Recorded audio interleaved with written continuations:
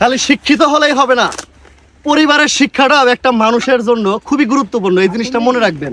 মানুষ কতটা ছোট মন মানসিকতার হলে এমন একটা ঘৃণিত কাজ করতে পারে, যেটা আসলে আমার কাছে খুবই খারাপ লেগেছে। আমাদের এই 0 পয়েন্ট ক্লোজার এই জায়গাটা কিন্তু খুবই জনপ্রিয়। এখানে মানুষ ফ্যামিলি নিয়ে আসে, তার বাচ্চাদের নিয়ে আসে, এখানে ছেড়ে দেয়, বাচ্চারা সুন্দরভাবে খেলাধুলা করে, সুন্দর একটা পরিবেশ, সুন্দর একটা মাঠ। এই জায়গাটা দেখেন কিছু দুষ্ট পোলাপান কি একটা অবস্থা করে রেখেছে দেখুন।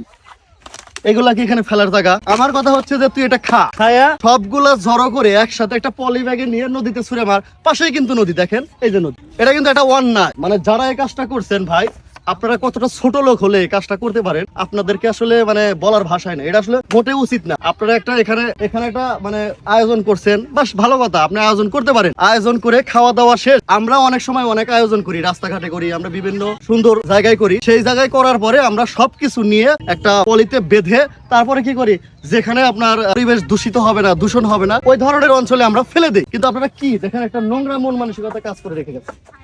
ভাই এদিকে আসেন, কি একটা কাজ করে রেখে গেছেন। এইখানে মানুষ বাচ্চাদের এবং নিজের ফ্যামিলিকে মানে একটা মন ফ্রেশ করার জন্য কিন্তু এখানে আসে এই জায়গাতে। আর আপনারা কি কাজটা করে থেকেছেন, মানে কতটা ছোট লোক হলে একটা মানুষ এই ধরনের কাজ করতে পারে দেখেন। ঠিক আছে, আমরা চাচার ওই ব্যাগেতে হেল্প করি। মামুন নাও, টাকা নেন।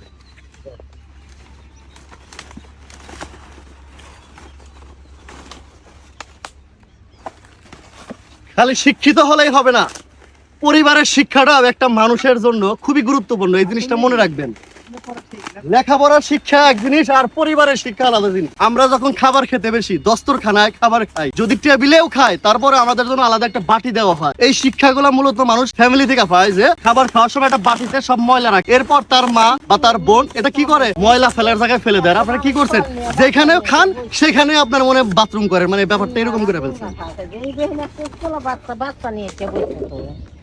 চাচি বসবো কাজটা কি উচিত হয়েছে? বাচ্চা কাচ্চা নিয়ে বসে কি একটা কাজ করে থেকেছে, মানে